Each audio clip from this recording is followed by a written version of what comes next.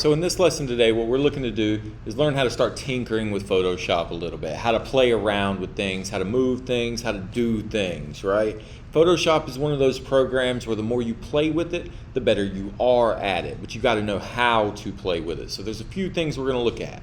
How to find images online, how to get them to your computer, how to get them in Photoshop, how to put them together, how to play, right? We've been over a lot of this with the crash courses, so you've probably seen some of this already, but just to double check, let's look at some things that we can do with this. Let me get my big head out of the way. There we go. So I'm going to go to Google, basic Google search. I'm going to type in the word images. Images can be absolutely anything. Now, if you're looking for images on Google, the problem with Google is that a lot of the images are small. This image, for example, is a thumbnail if I drag it to over here. Ooh, that one was not. Holy cow. This one over here will be.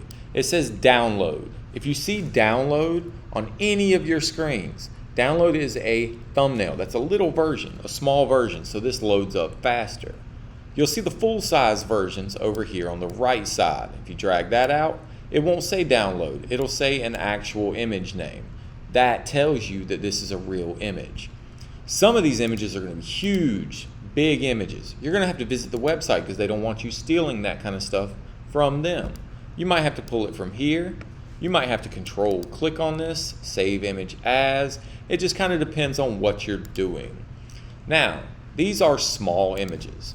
Some of the projects you're going to do are going to require big images. Click on this little settings option. Go to advanced search. About midway through, you'll see where it says image size.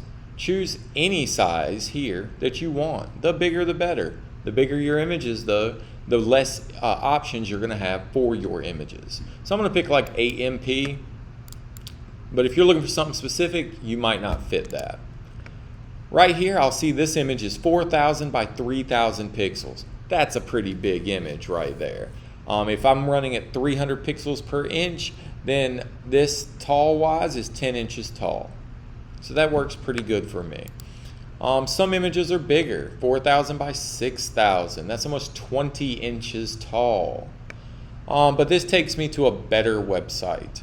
One of my favorite websites is called Pexels.com, P-E-X-E-L-S. You'll have the link inside of Canvas.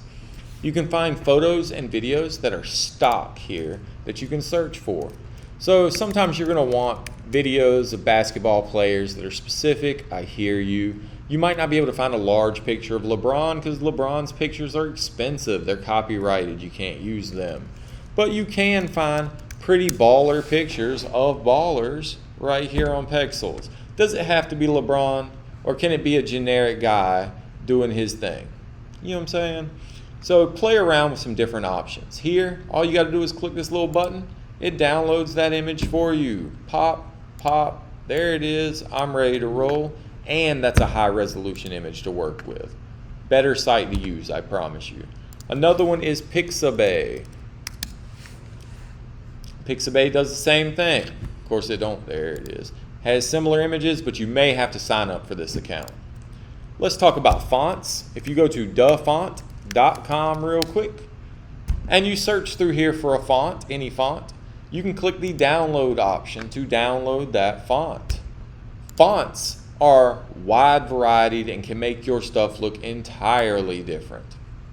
Here is the font I just downloaded. I'm looking for anything that ends in OTF or TTF. Those are font files. It may come in as a zip file like this right here. You may have to click on that in order to get your folder right here. Or it may just come in as a TTF and an OTF. If you double click on that, it will allow you to install that font on your computer. That'll put it on every app that you have. Skirt, I must already had that one. So that'll have fonts and pictures on your stuff. How do I get an image to Photoshop? Click, hold, drag to this PS icon down here at the bottom. When you let go, it'll open it directly in Photoshop.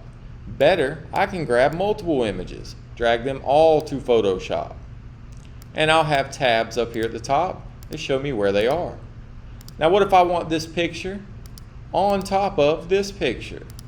I can unlock it, click with my move tool, drag it up here, and then release in the middle. It might not be as big as you thought. Or I can come over here, Command C as in copy, Command V as in paste, and paste it. This is a collage. You stick images into corners like this. I don't want to see collages, ever. If images look like this, where it's just the same image over and over, or you have multiple images, but they're not interacting with each other in any way, it's boring. I want to see images that do something together. Images that merge into a single image. That's what your name tag should look like. That first crash course, we took 5, 6 images and crashed them into a single image. Do that for your name tag. Add your name on top of it. So if you get your type tool, click, type, blah. You can make it bigger by grabbing this little fella right here and dragging him hard to the right. Bam, there's my words. I can choose my fonts right here. Whatever you want. My layer styles, which is a good thing to play with fonts, FX. Go to your inner glow, outer glow, gradient overlay, whatever floats your boat, and create what you want to create out of this name tag. Tinkering is key to Photoshop. You will not understand this program if you don't play. So you're going to get a lot of projects like this semester. The goal is that you use this time to better your abilities. That's what I'm looking for you to do. As you tinker, you will learn. You are your best teacher. I can give you all the information in the world. You'll know exactly how I do things, but Photoshop doesn't work like that.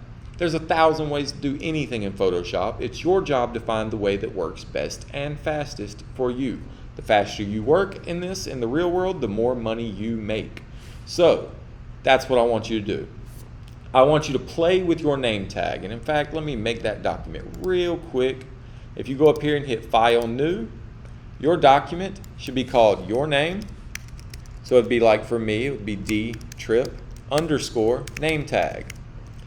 The size would be 3 inches by 2 inches. The resolution, I'm gonna get myself in trouble here. I cannot remember. Let me go back. Yeah, all the information you ever need is in this projects panel. Project name tag right there. My CMYK and 150 is my resolution. So 150 CMYK. That's your name tag. On that name tag, I need 3 images. I need a layer mask. I need an adjustment layer. I need a layer style. We went over all of this in the crash course. I need it to say your name, and the name needs to be big so I can read it. I want you to play around. Make it all look like one cohesive thing. That's what I'm looking for. If you have questions, email me. That's the best way to get in contact if I'm not right there in front of you. Thank you so much. You got this. Keep going.